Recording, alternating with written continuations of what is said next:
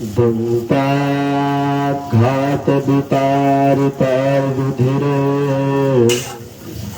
सिंदूर शोभाकरम् वन्दे शैलसुतासुतं गणपतिं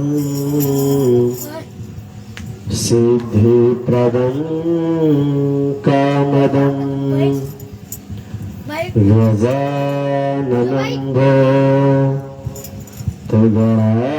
भूतगणाधिसेवितं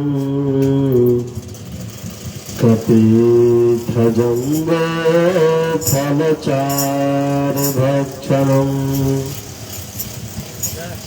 उमासुतं कविनाशकारकम् नमामि विघ्नेन्द्रपङ्कजम् लोकं करोति वाचालं तङ्गोलं हतते जगरुं यत्कृपातमहं वन्दे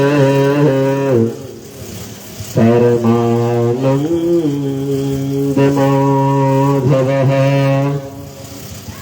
ध्येयं सदा परभुवा नवभीष्टदोहं तीर्थास्पदं शिवगुरुं चिनुतं शरण्यं भीत्यातिहं प्रणतपा लभवाधिपेतम् वन्दे महापुरुषते चरणारविन्दम्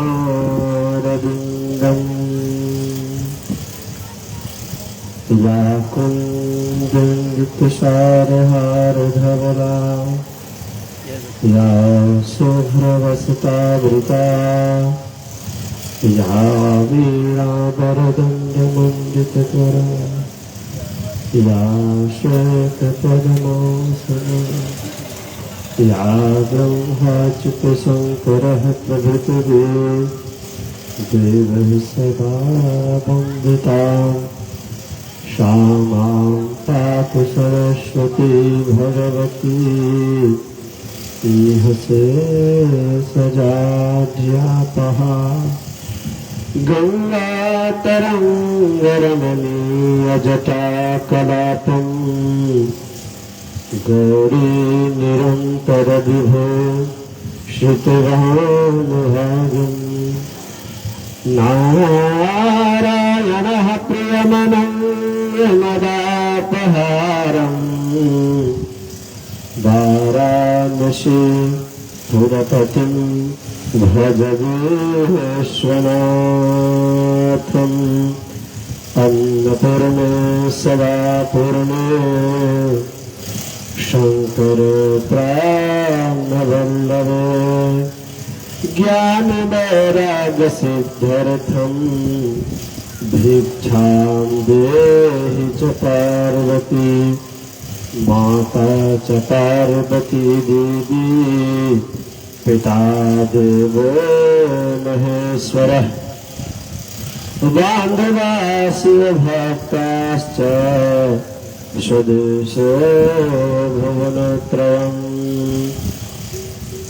नमो नमो विंध्यवासिनी नमो नमो जगदम्ब भक्तजनों के काज मां करती नहीं विलम्ब। प्रेम से बोलिए श्रीमद्भागवत महापुराण की जय, श्रीमद्भागवत महाज्ञान यज्ञ की जय, बालकृष्ण भगवान की जय, अन्नपूर्णा विश्वनाथ भगवान की जय, गंगा मैया की जय। नमः पार्वती पते हर हर महादेव। जय जय श्री राधे श्याम। आइए श्रीमद्भागवत सप्ताह तथा ज्ञान यज्ञ के पंचम दिवस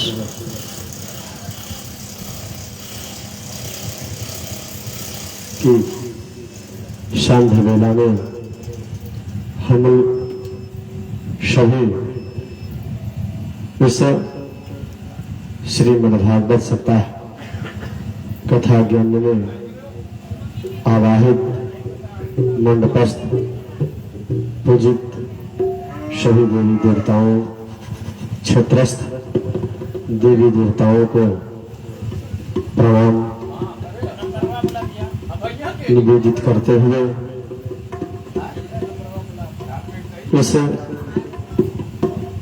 कली काल में भगवत भक्त निष्ठ परम श्रद्धेय आदरणीय भगवत अनुरागी भगवत कथा राग रसिक परम श्रद्धेय अशोक उपाध्याय जी एवं उनके समस्त पुत्रगण, परिवार के सारे सदस्य और इस कथा के मेन सूत्रधार परम श्रद्धेय आदरणीय ज्येष्ठ भ्राता मवैया ग्राम निवासी श्रीनिवास भैया जी, श्री प्रकाश भैया जी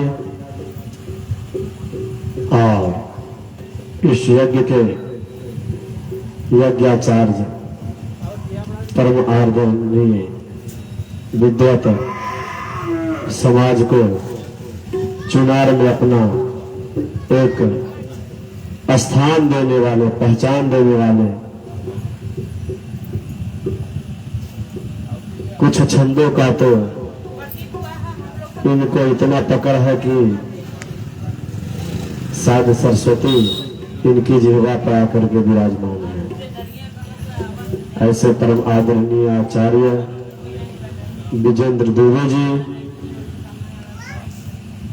और समस्त वितरत वृंद, माताएं एवं बहनों, देश के कर्णधार जिसके ऊपर भावी भविष्य की नींव टिकी हुई है, ऐसे नन्हे बच्चों यथा योग्य सबको सिया राम में सब जग जानी करहु प्रणाम जोर युग पानी। इस भाव के साथ आइए आज की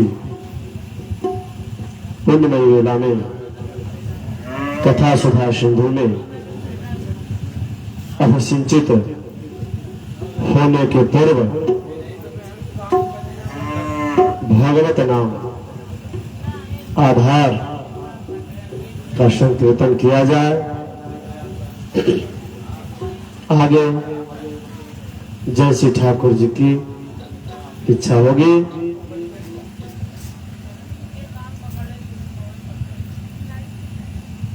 राधे राधे गोविंद गोविंद राधे राधे गोविंद गोविंद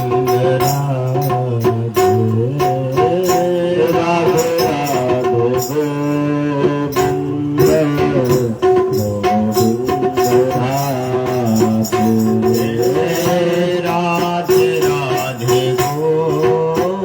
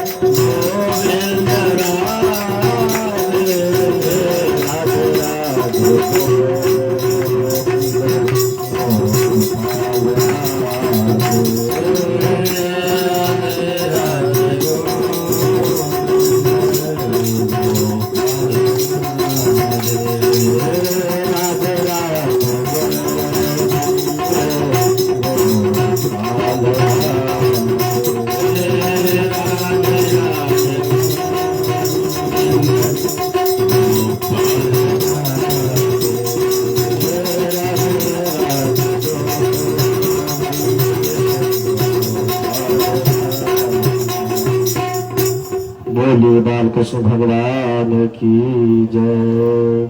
श्रीमद्भागवत महापुराण की जय। नमः पार्वती पतये हर हर महादेव।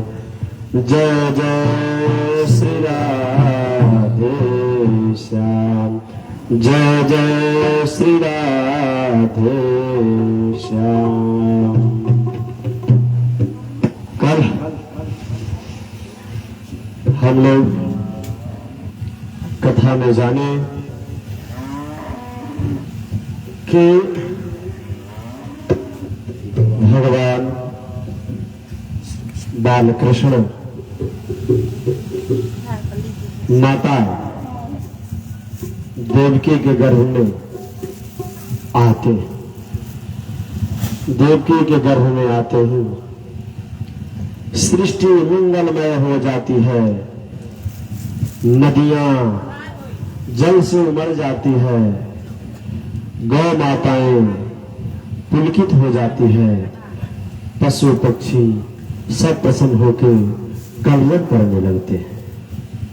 इस प्रकार से भगवान के देवकी के गर्भ में आने के बाद एक माता देवकी के चेहरे पे अलग आभा प्रभा दिखाई देने लगती है। जिस प्रकार चांद चमक रहा हो, सूर्य की तेज से मां देवकी चमचमाती हुई दिखाई दे रही हैं। जैसे ही भगवान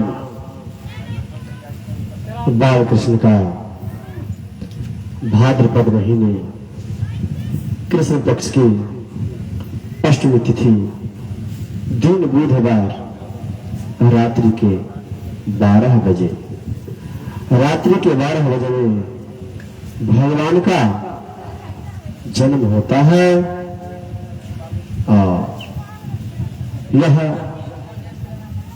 देवकी को बोध होता है। भगवान बतला देते हैं देवकी और वासुदेव को कि नंद के घर में योग माया के रूप में जन्मी है, उस कन्या को आप जा कर करके ले आइए। भगवान बालकृष्ण को जन्म के उपरांत कारागार में जितने बेड़ियां हैं खुद सब खुल जा रही है, और वसुदेव तथा देवकी के हाथ में लगी हुई जो बेड़ियां हैं सब खुल रही है। कारागार का दरवाजा का ताला भी खुद टूट जा रहा है, अपने आप टूट जा रहा है। भगवान को अपने माथे पे बिठा कर करके वसुदेव जी चलते हैं पहुंचाने के लिए गोकुल को। जा रहे हैं, जा रहे हैं, जा रहे हैं। घनघोर आधी रात का मौसम, भाद्र का महीना, घनघोर बारिश हो रही है। मानिए वर्षा ऋतु ही उनको अभिसिंचित करने के लिए इंतजार में कई वर्षों से इंतजार कर रहा हूं कि मैं अपने इस दृष्टि से किस प्रकार नारायण को अभिसिंचित कर करके अपने आप को तृप्त करूं। और इस प्रकार से बिजली कड़क रही है, और भगवान बालकृष्ण को माथे पे लेकर करके वासुदेव जी चलते जा रहे हैं। जमुना में पानी है, अथाह पानी है, बारिश का मौसम है। भगवान को माथे पे रखे हैं, और जमुना जी चाह रही है कि मैं भगवान का कहीं ये दूसरा विवाह ना करें, कहीं विवाह करेंगे उससे पहले ही मैं इनको अपने अंगों से स्पर्श कर लूं, चरण को पखार लूं। इस भाव से कृष्ण के चरण को पखारने के लिए जमुना जी उमड़ती जा रही है ऊपर की ओर। संतों का भाव है कि जैसे ही जमुना जी ऊपर की ओर आती है तो देखती है अपने ससुर का दाढ़ी, तो शर्मा कर करके नीचे आ जाती है, यानी वसुदेव जी को डूबने नहीं देती है। सुना एक संतों का भाव रहा कि वह चरण पखार ना चाहती थी, इसीलिए पर आती थी। तो बालकृष्ण ने सोचा कि शायद कहीं वह हमारे पिताजी को पानी में डुबा न दे, इसीलिए खुद अपना पांव जमुना जी में स्पर्श करा दी। बोलिए बालकृष्ण भगवान की जय। और इस प्रकार से वासुदेव जी गोकुल में जाते हैं, और नंद जी के घर में जो योग माया उत्पन्न हुई है, वहां पे भगवान बालकृष्ण को सुला कर करके साथ में उस योग माया को लेकर अपने साथ कारागार में आते हैं। कारागार में आते ही कारागार की बेड़ियां पुनः बंद हो जाती है। इन दोनों के हाथों पुनः सिक्कर लग जाता है, बेड़ियां लग जाती है, कारागार के दरवाजे बंद हो जाते हैं। और जैसे ही कारागार में प्रवेश करते हैं, द्वारपालों का निद्रा खुल जाता है। जाकर कंस को सूचना देता है द्वारपाल कि प्रभु राजाधिराज आज आपकी बहन देवकी के गर्भ से एक कन्या उत्पन्न हुई है। उस कन्या को मारने के लिए कंस जाता है, क्योंकि उसको आकाशवाणी हो जाती है। कन्या कहती है कि तुम्हें मारने वाला जन्म ले चुका है। जैसे ही वह योग माया कन्या को उठाकर पत्थर पे पटकता है, नंद गोप गृह जाता यशोधा गर संभवा। वह माता विंध्यवासिनी अष्टभुजी के रूप धारण कर करके विंध्यवासिनी में विराजती है और आकाश मंडल से वाणी होती है, कंस तुम्हें मारने वाला कहीं पल रहा है, तुम्हारा खैर नहीं है और निश्चित ही तुम एक दिन मारे जाओगे। इस बात की आकाशवाणी को सुनकर कंस बेचैन हो जाता है कि जिसको हमने मारने के लिए आया तो वह तो उड़ गया, और मैं कहां खोजूं? जो मेरा शत्रु है हमें मारेगा, किस जगह खोजूं, कहां खोजूं? इस प्रकार से वह बहुत विचार करता है, खोजता है, लेकिन कहीं अब दिखाई नहीं दे रहे हैं। यह बहुत ही परेशान है। देवकी भगवान स्वरूप का दर्शन करते हैं। तमद्भुतं बालकमम्बुजेक्षणं चतुर्भुजं शङ्खगदायुधायुधम् श्रीवत्सलक्षं गलशोभिकौस्तुभम् पीताम्बरं सान्द्रपयोदशोभगम् तम अद्भुतम बालकम।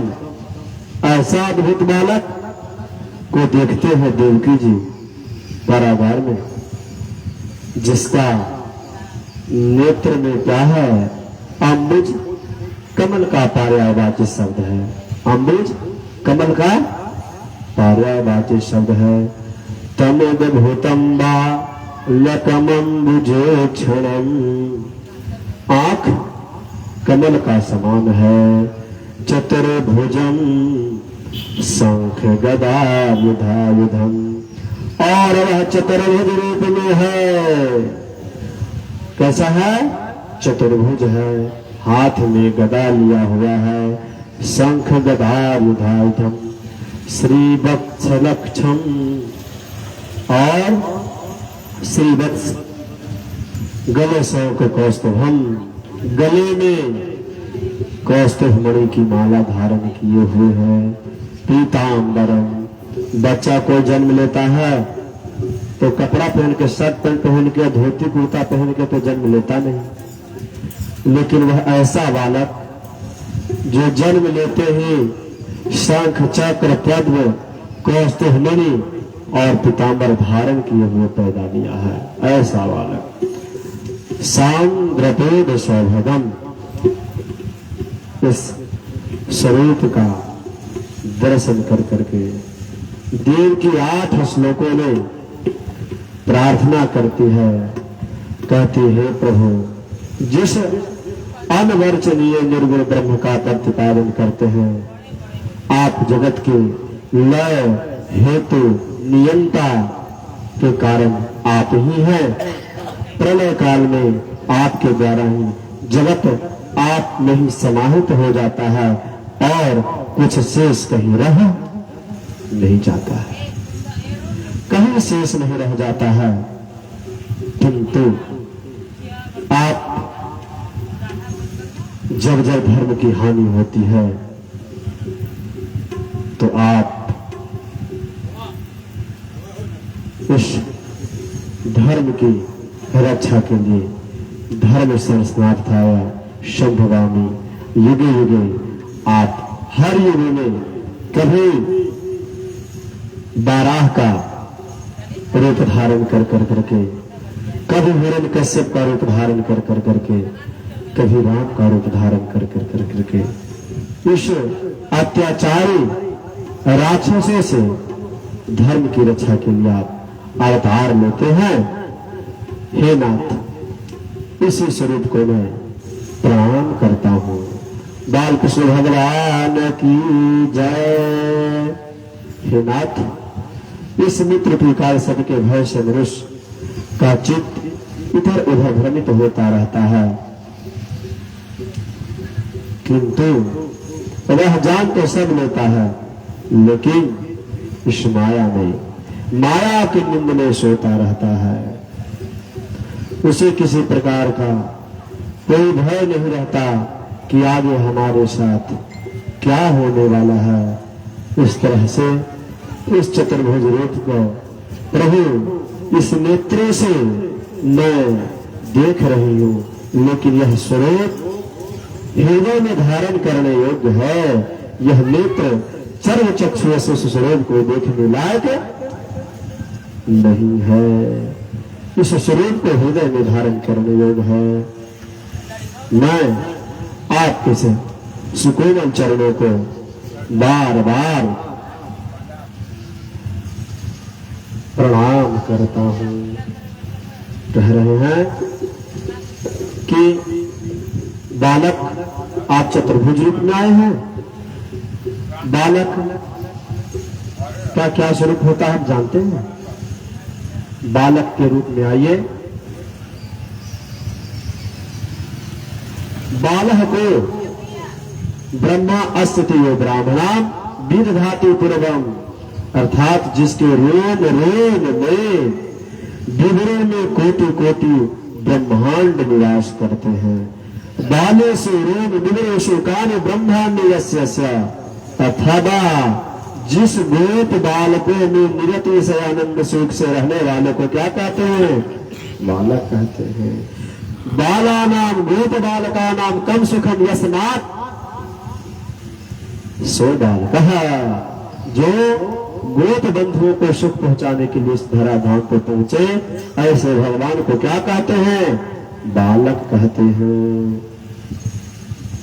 बालते चालते सर्वान बात दिनेति बाल हसाए सवाल कहा, अर्थात जो अपने वाणी से चलने से उस रूप से सबको मोहित कर दे, जिसके स्वरूप को देख करके सब मोहित हो जाए, उसको बालक कहते हैं।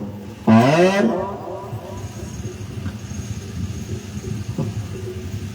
बाल्यते चालते सर्वान बात आदमी बाल हसाए सवाल का मद भयाति बातों सुरसती मद भयात, अथवा जिसके बड़े सुंदर घुंघराले केस हो, बाबक्राहाल कहा के सा बाल कहा, जिसके घुंघराले बाल हो उसको बालक कहते हैं।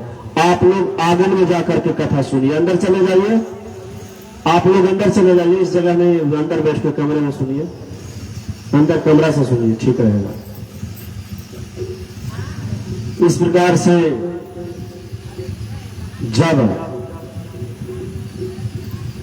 का जल से बटपथ दर्शन करने वाला भूत बालक था, करारविंदे न पदारविंदम मुखारविंदे विनदे सयंतम बटे शपत्र शपुटे शयानम बालम मुकुंदम मनुषा स्मरामि। आप लोग ऐसा देखे हैं तस्वीर जिसमें भगवान बरगद के पत्ते पे बालकृष्ण भगवान सोए हुए हैं और अपने पैर को मुख में लेकर के क्या कर रहे हैं? चूस रहे हैं। अपने पैर को मुख में चूस रहे हैं। ऐसे स्वरूप को आप लोग ने देखे हैं? कहीं तस्वीर देखे हैं ऐसा बना हुआ फोटो? नहीं देखे हैं? ऐसा फोटो होता है भगवान बालकृष्ण का। उस फोटो का मतलब यही बताया गया है कि जब जगत का सृष्टि का लय हो जाता है तो रास्ते के सहारे केवल बाल कृष्ण भगवान रह कर करके पुनः सृष्टि का सृजन करते हैं। इस प्रकार से अब भगवान नंद जी के घर में बाल कृष्ण भगवान पहुंच गए हैं, पहुंचा दिए हैं, सब सोए हुए हैं। जैसे ही सवेरा होता है ननद का नींद खुलता है, बाबा चौड़ा भरे हैं, अब तो हमको बधाई चाहिए। तो कल हम लोग भगवान जी का जन्मोत्सव तो देखे ही थे कैसा हुआ। अब हम लोग भगवान हम लोग को क्या, हम भगवान को कह सकते हैं, फिर भी आरती उतारने का, जो भगवान को आरती दिखलाते हैं, इसका मतलब क्या होता है? भगवान को आरती दिखा करके पुनः हम लोग आरती लेते भी हैं, इसका मतलब क्या होता है?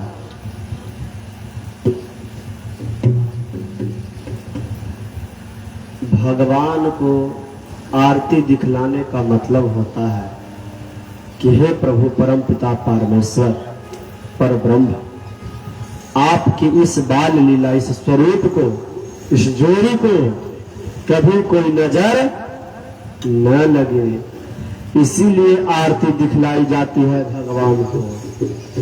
और लोग समझते हैं कि हम तो भगवान को आरती दिखा दिए, आरती ले लिए तो हमारा कष्ट दूर हो गया। लेकिन भाव यह भी है कि हम भगवान को आरती दिखलाने के बाद भगवान के कष्ट को हरने के लिए कहते हैं, प्रभु जो आपके ऊपर आपदा आने वाली है वह आपको न लगे, हमको लग जाए वो ठीक है, लेकिन आपको वह आपदा न लगे। इसलिए उस आरती को दिखाने के बाद उसको हम लोग लेते हैं। आरती लेने का ये भाव होता है। और यह भी होता है कि विश्वनाथ तुम अवधर दानी, आरत है यहो दीन जन जानी। विश्वनाथ तुम अवधर दानी, आरती हर दीन जन जानी। तुम अवधर दानी, आरती हर दीन जन जानी। विश्वनाथ मन नाथ पुरारी, त्रिभुवन महिमा तुम्हारी। विश्वनाथ मन नाथ पुरारी, त्रिभुवन महिमा। हम लोग ये भी भगवान को कहते हैं, मतलब ये मानस में लिखा गया है कि आशुतोष तुम अवधर दानी, आरती हरहु दीन अनजानी। तो विश्वनाथ का पर्यायवाची शब्द आशुतोष भी है, आशुतोष विश्वनाथ शंकर भोले। तो हम लोग भगवान से कहते हैं कि हे प्रभु आप ऐसे अवधरदानी हैं, आप हमारे आरत को क्या हरे, कष्ट को हर ले।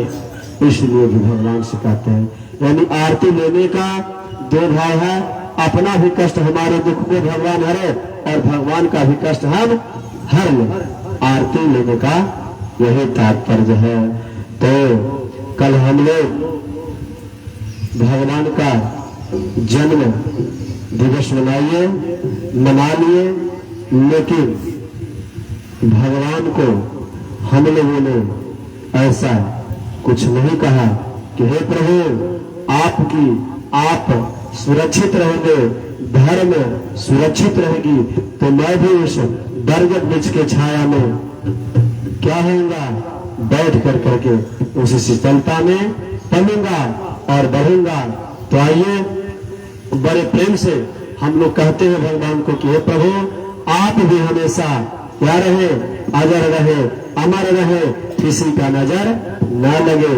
तो भगवान को हम लोग कहते हैं। जियो श्याम लाला, जियो श्याम लाला, पीली तेरी पगड़ी रंगता। जियो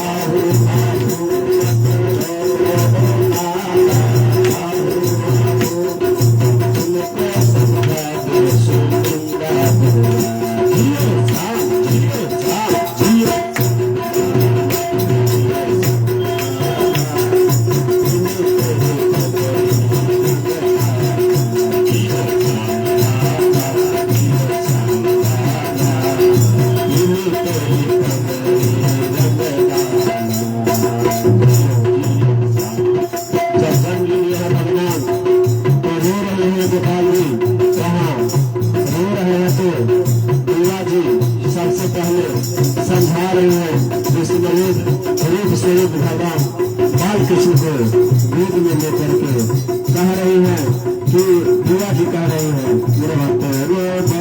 लाला आहू आहू मत रो लाला आहू आहू तुमको सिखा दे सुनीला तुमको सिखा दे सुनीला जियो लाला जियो जियो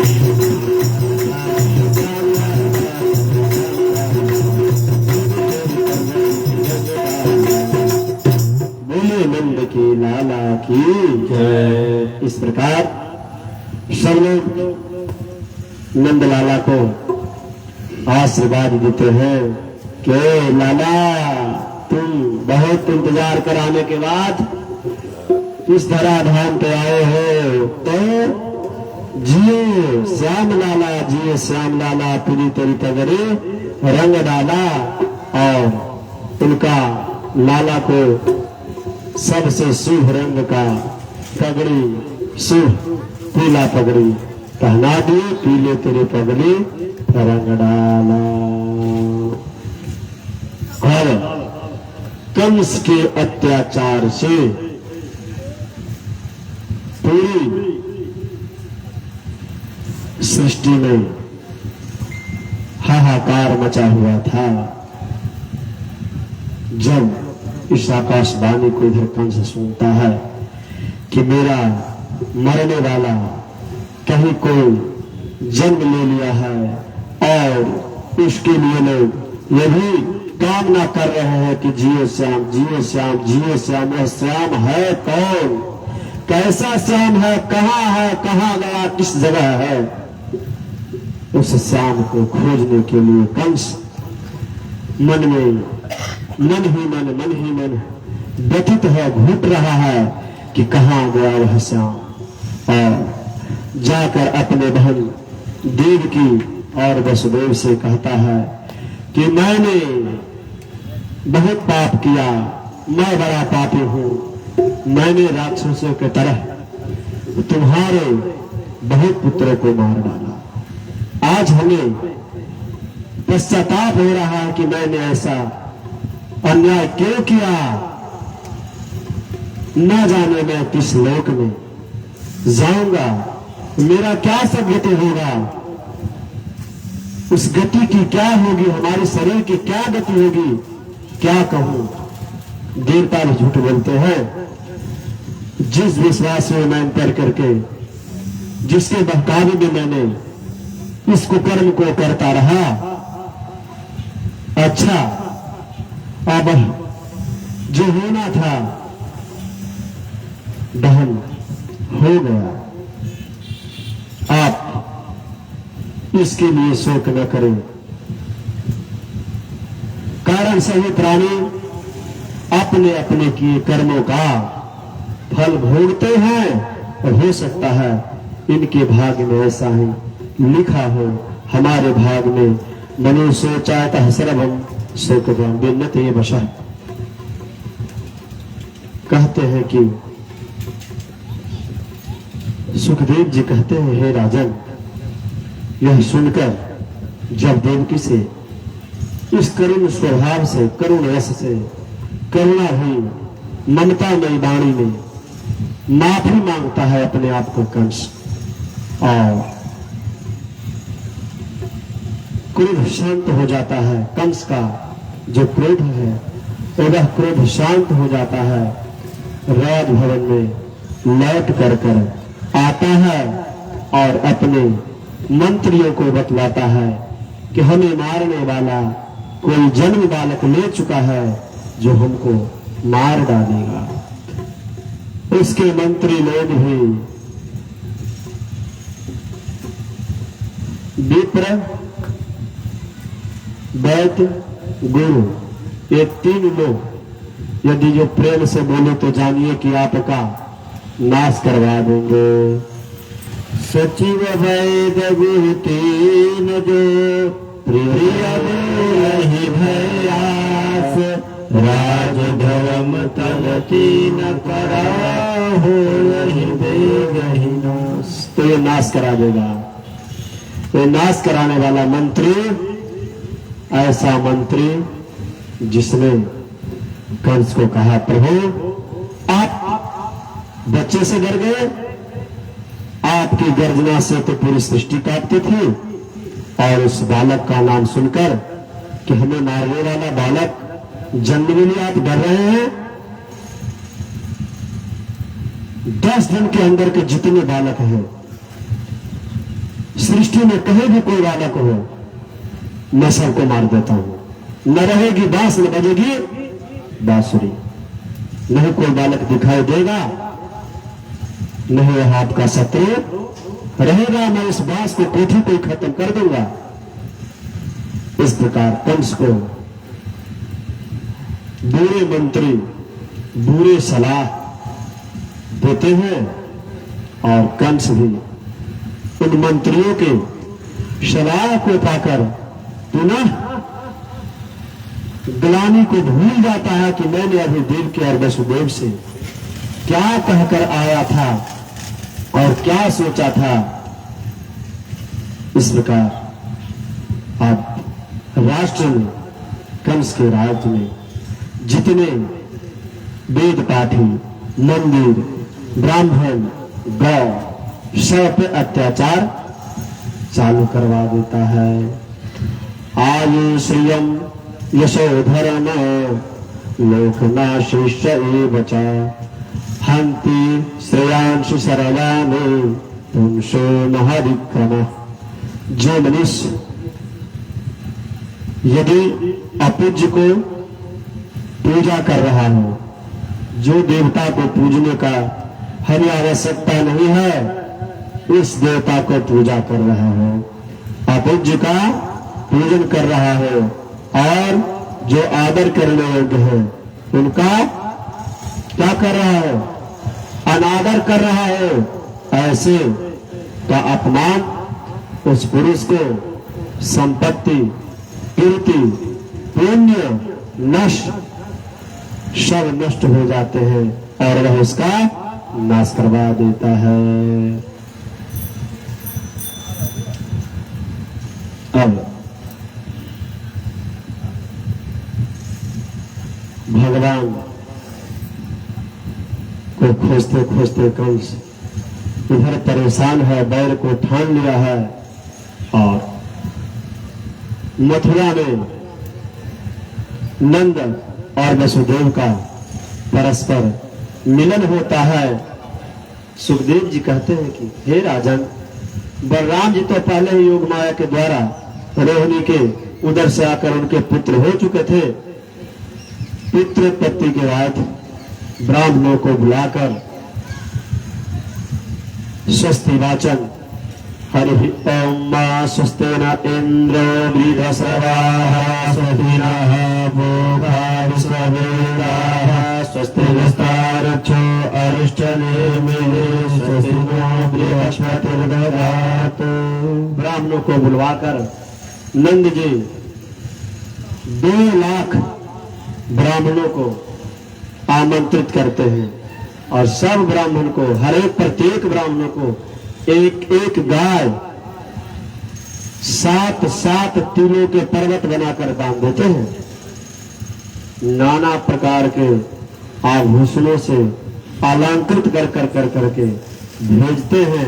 सारे ब्राह्मण को इतना लुटाते हैं कि महाराज एक दरवाजे पर आता है व्यक्ति, कहता प्रथम दरवाजे पर गए थे, कहाँ तुमको मिला है? तो हमको तो यहाँ साड़ी मिला है। तुम साड़ी ले रही हो? दूसरे दरवाजे पे काश्मीरी साड़ी बाटी जा रही थी, तुम साड़ी लेकर के खुश हो गए?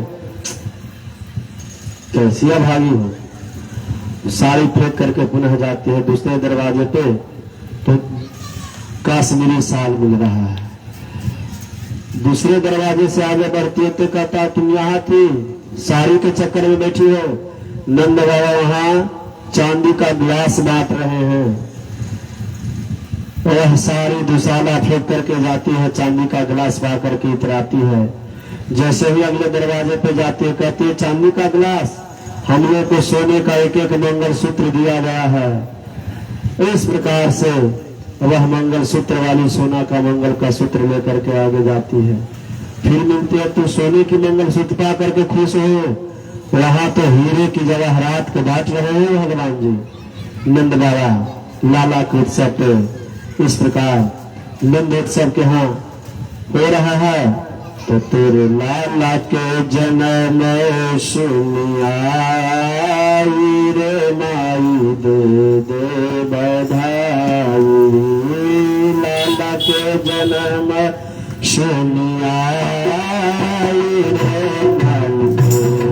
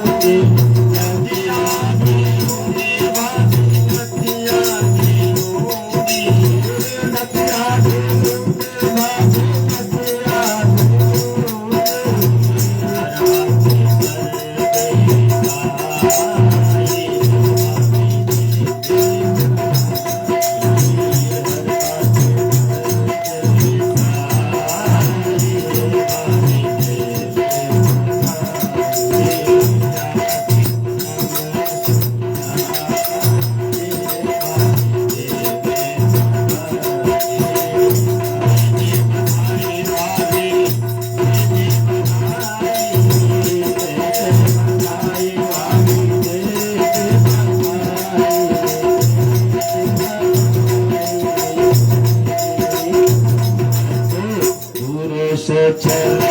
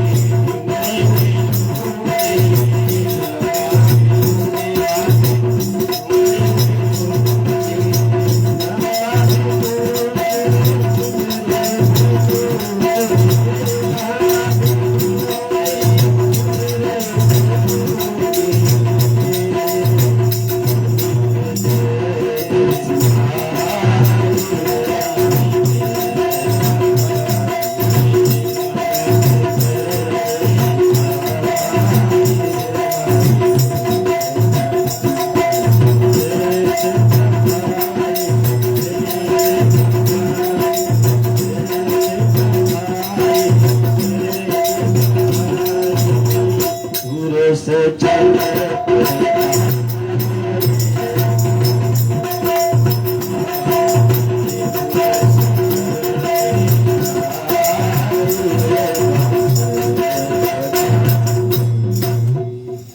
कह रहे हैं कि देखिए भैया पुत्र सब थे हर मानव को अपने पुत्रोत्पत्ति या कन्या रत्न की उत्पत्ति पे भी यथोचित अपने ऐश्वर्य के अनुकूल दान जरूर करना चाहिए। परसों नरसों शायद मैं बताया कि जब तक नाल नहीं काटा जाता है इसके पहले, नाल काटने के पहले की अवधि को पितृ तीर्थ कहा जाता है।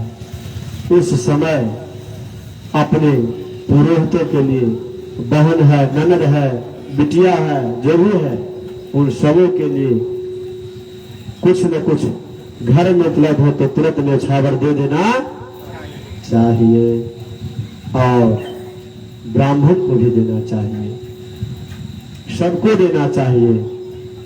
इस प्रकार से जब मुहूर्त बीत जाता है और शतपात्र का, मुहूर्त का, देश का, शतपात्र का और समय का बहुत ही विशेष महत्व है। शतपात्र को दान देना चाहिए। क्या करना चाहिए? शतपात्र को दान देना चाहिए। कह रहे हैं कि शतपात्र को धन दान देने से शतपात्राद नाशाचा वेदनादयो, शतपात्र को यदि जो आप धन का दान देते हैं तो आपके यहाँ धन की वृद्धि होती है और आप धनाढ्य हो जाते हैं। धनाढ्य भावश्च करो पुनः, जब धन है तो धन से क्या करना चाहिए? पुण्य करना चाहिए। धन का धनात् धर्मः ततः सुखम, क्या कहा? धनात् धर्मः ततः सुखम। जहां धन है वहां धर्म है और जहां धर्म है वही सुख है। यदि धन की 3 गति, कितने गति धन के हैं? 3 गति। परमात्मा आपको धन दिया है, ऐश्वर्य दिया है, तो सबसे पहला कर्म है कि धन से धर्म कीजिए। धन से क्या कीजिए? धर्म कीजिए। धर्म क्या है? धर्म का भी बहुत परिभाषा है। धर्म का बहुत परिभाषा है, समझ गए? हाँ, धर्म का बहुत लंबा चौड़ा परिभाषा है। राम को तो रामो विग्रहवान धर्म कहा गया है। राम का जो विग्रह है वही धर्म का प्रतीक है। इस प्रकार से आत्मा प्रतिकूलानि परे सामना समाचरे, धर्म का यह भी परिभाषा है कि जो चीज हमको अच्छा नहीं लग रहा है, जो चीज हमें पसंद नहीं है वह दूसरे के साथ भी न करें, और वह व्यवहार दूसरे मनुष्य के साथ में न करें। यह भी धर्म की ही परिभाषा है। आत्मनः प्रतिकूलानि पर ऐसा न समाचरित, ऐसा व्यवहार न करें कि दूसरे को दुख पहुंचे। ऐसा धर्म का परिभाषा बताया। तो कहा धन हो तो पहले धर्म करना चाहिए। धर्म क्या है? धर्म यही है, अपने माता पिता पूर्वज के लिए धर्म से उपार्जित धन से। शास्त्र तो ये भी मना किया है कि अधर्म से प्राप्त द्रव्य से वह अधर्म से कमाई हुई लक्ष्मी धर्म में लगाने योग्य नहीं है। धर्म से जो कमाई हुई द्रव्य है उसी से धर्म किया जाना चाहिए। तो धन की पहली गति दान है। परमात्मा आपको पर्याप्त ऐश्वर्य दिया है तो पहले क्या कीजिए? दान कीजिए। और भोग कीजिए। भोग कहने का मतलब परमात्मा ऐश्वर्य दिया है तो पंखा नहीं झेलिए लाइन कटने के बाद। तकनीकी के साथ जीना जानिए। 20-25 हजार का इन्वर्टर लगा करके पंखे में सोइए। ये नहीं कि उस पैसे के लिए पैसा रहने दिए। एक व्यक्ति था और वह पैसा लिया हुआ था अपने हाथ में, 1 रुपये का सिक्का। पहले गया मंदिर में भगवान को प्रणाम किया तो सोचा किया सिक्का दान पात्र में डालूं कि ना डालूं, डालूं कि ना डालूं, डालूं कि ना डालूं, ऐसे मन में विचार करते रहा और कहता है हे हनुमान जी, हे हनुमान जी, हे संकट मोचन हनुमान जी, हे संकट हनुमान जी, मेरा कोई मनोकामना है, इस मनोकामना को अब यदि आप पूर्ण कर देंगे तो ये सिक्का अगली बार आ जाऊंगा तो डाल लूंगा। अगली बार दर्शन करने आएगा संकट मोचन हनुमान जी तो मैं यह सिक्का को आपके यहाँ दे दूंगा, मेरा मनोरथ पूर्ण कर दीजिएगा। पुनः अगला मंगल को गया संकट मोचन दर्शन करने, हे हनुमान जी, हे हनुमान जी, मनोरथ पूर्ण कीजिए। तो ये सोच रहा हूँ कि ये सिक्का मैं आपको दे दूं लेकिन मनोरथ पूर्ण नहीं हो रहा है। फिर लौट के घर आया। फिर तीसरे मंगलवार को गया दर्शन करने, भगवान जी, हनुमान जी, हे हनुमान जी, मनोरथ तो पूर्ण हो गया है लेकिन ये सिक्का बड़ा मेहनत से कमाया था, दूं कि न दूं, दूं कि न दूं, दे कि न दूं।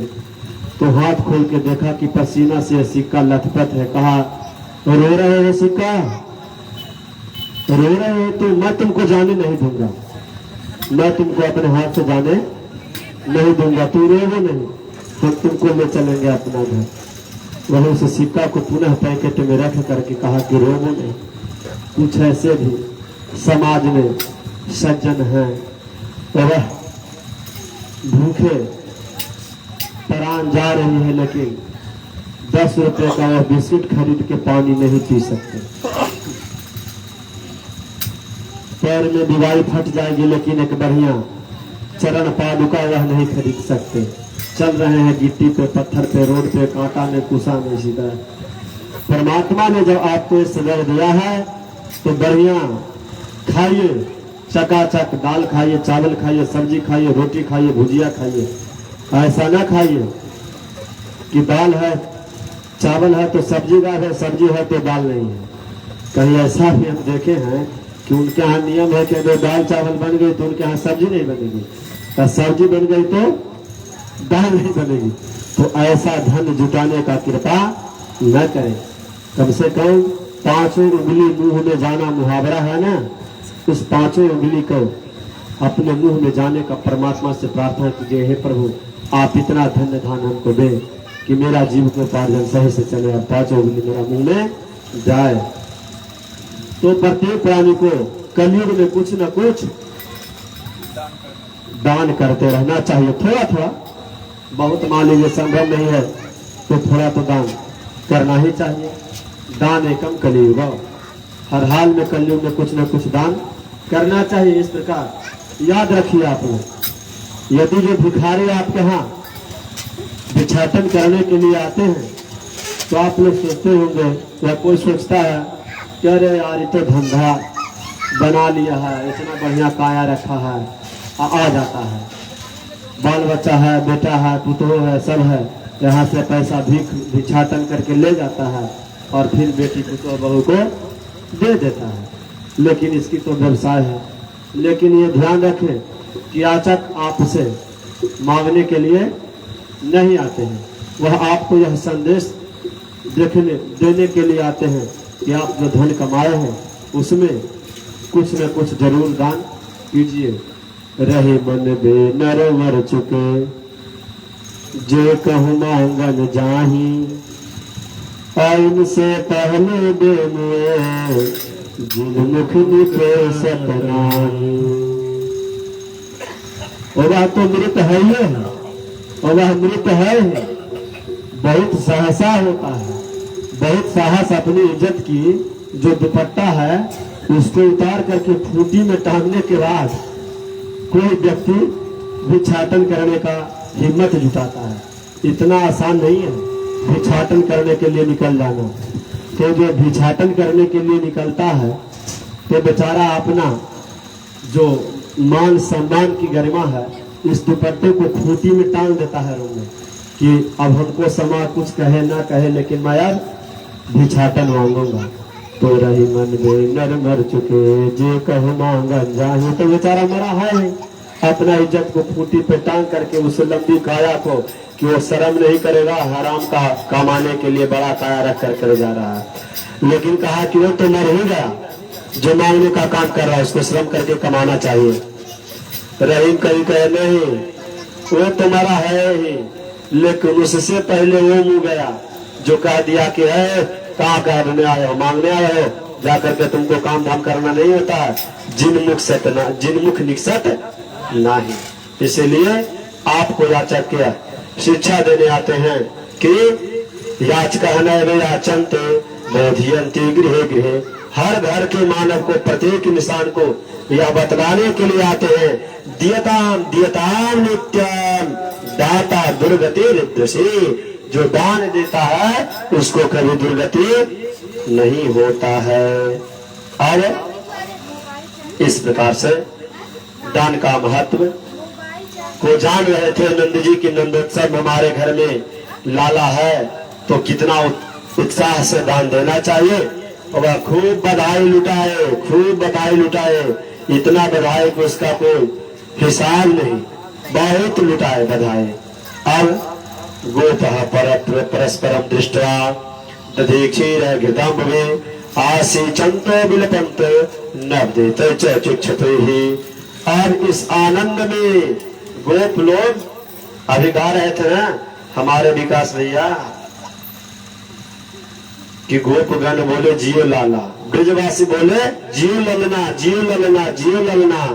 तो जियो ललना में अबीर नहीं उड़ रही थी, वहां उस उत्सव में दही मक्खन दूध की फुहारा उड़ाई जा रही थी। उस उत्सव में नंदोत्सव में वहां पे दही मक्खन दूध इन सब चीजों का फुहारा उड़ाया जा रहा था। नंद जी लौट कर बड़े प्रेम से वसुदेव से भेंट कर कहते हैं, भैया आज बहुत दिनों बाद आपका दर्शन हुआ है, ढलती अवस्था बुढ़ापा हो रहा है, पुत्र होने में तो ही आनंद हुआ है। अच्छा अब यह बतलाइए कि जिस वन में आप सब परिवार निवास करते हैं, सकुशल से रहते हैं, वहां तो पशु पक्षी नाना प्रकार के हिंसक जीव जंतु सब रहते हैं। कहते हैं कि देखिए हम कैसे रहते हैं न रहते हैं तो बात अलग है, लेकिन सब भाग्य का खेल है। क्या है? सब भाग्य का खेल है। जो कहा सब ठीक है, लेकिन हमारी एक प्रार्थना है, तुम्हें शीघ्र ही यहां से चले जाना चाहिए। अधिक दिनों तक रहना उचित नहीं होगा, क्योंकि यदि जो कंस जान जाएगा कि गोकुल में हमको मारने वाला पल रहा है और वसुदेव का उससे संधि है, मित्रता है, भाई है, बंधु है, तो वह एक सेकंड देर नहीं करेगा यहाँ आने में, एक सेकंड देर नहीं करेगा। और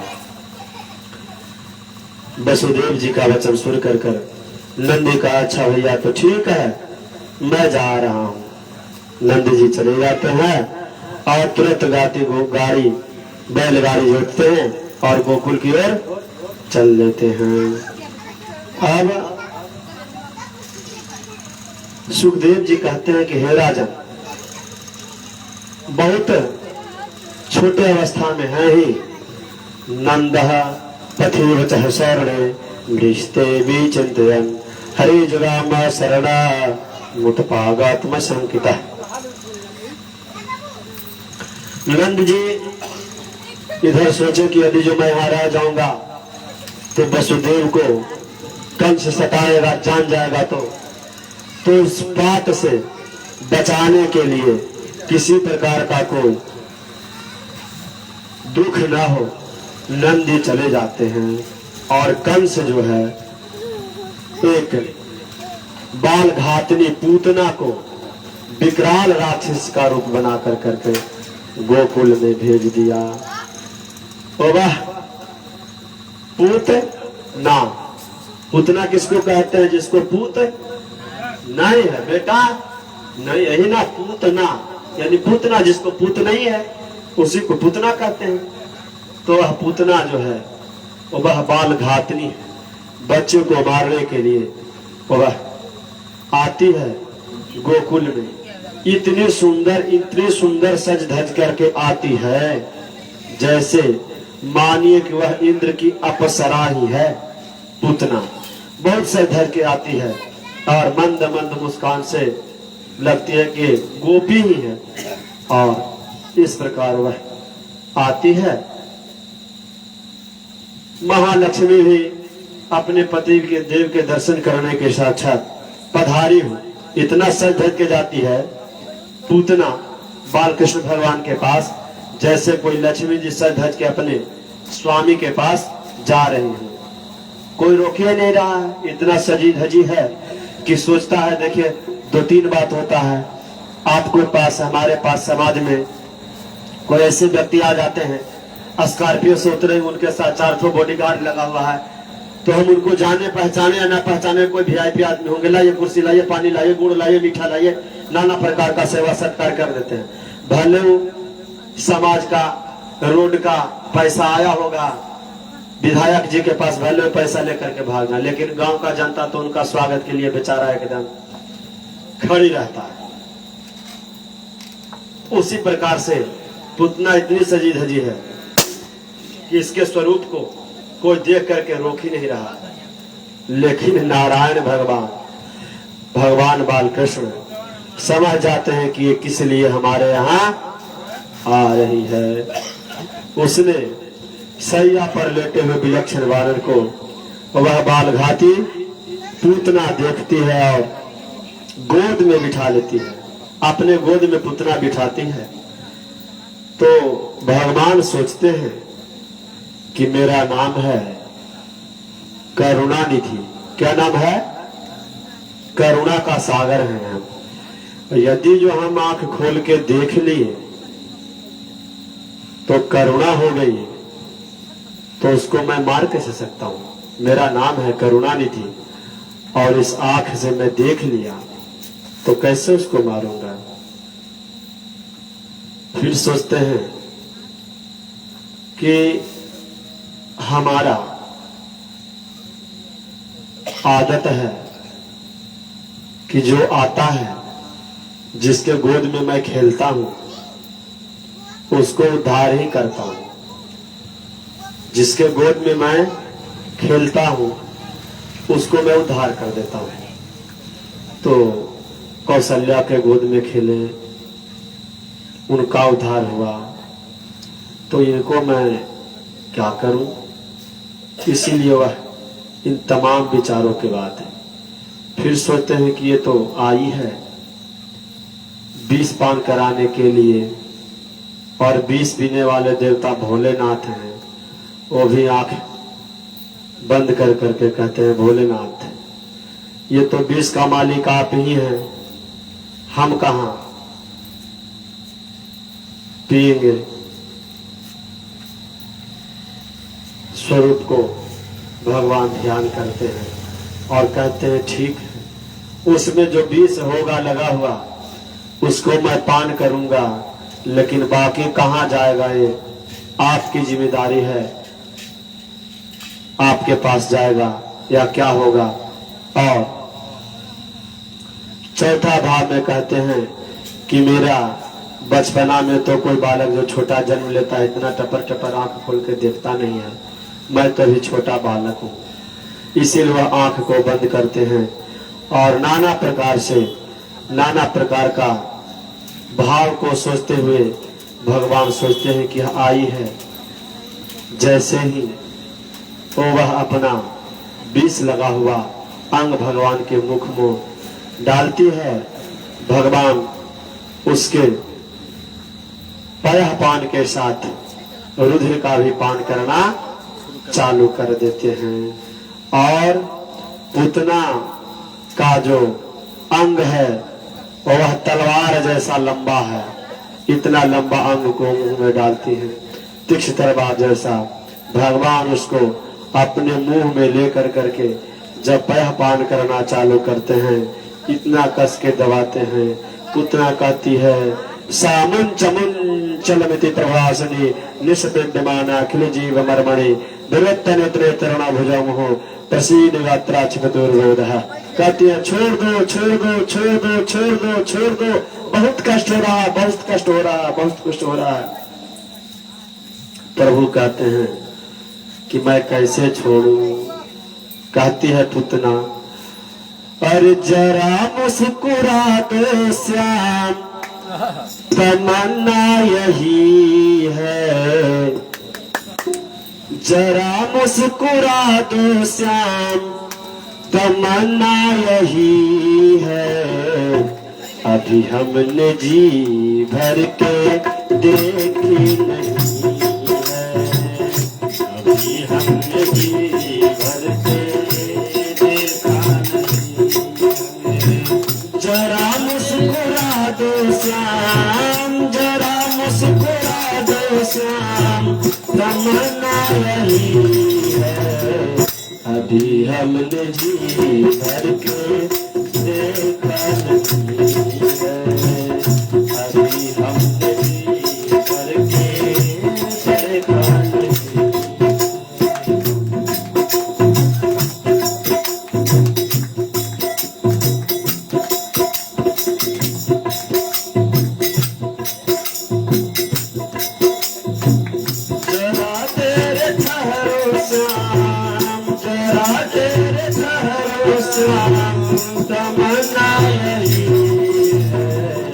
अभी हमने जी भर के देखे, अभी हमने जी भर के देखे नहीं। कहते हैं कि श्याम थोड़ा सा एक बार देख लेने दो और तू ही नैन से नैन मिला लो, देख तो लो, मैं तुमको देख नहीं पाया, कैसे हो श्याम। इस प्रकार पूतना को प्रभु स्तनपान करते हैं और पूतना का मोक्ष होता है, पूतना का उद्धार होता है। पूतना 6 कोस लंबी थी, उसके शरीर की लंबाई कितनी थी? 6 कोस। विशाल काय छटपटाती हुई और वह 6 कोस लंबे काया को पाई हुई बगीचे में धड़ाम से जाकर के गिरती है। वहां का पेड़ पौधे टहनियां सब टूट जाती है। सब देखते हैं कि ये हमारे जंगल में आकर क्या गिर गया है। और भगवान उसी के ऊपर खेल रहे हैं। बाल कृष्ण जी उठाकर लोग लाते हैं, नंद लाला को देते हैं। नंद जी लाला को उठाकर बढ़िया से ओम नमो भगवते वासुदेवाय, ओम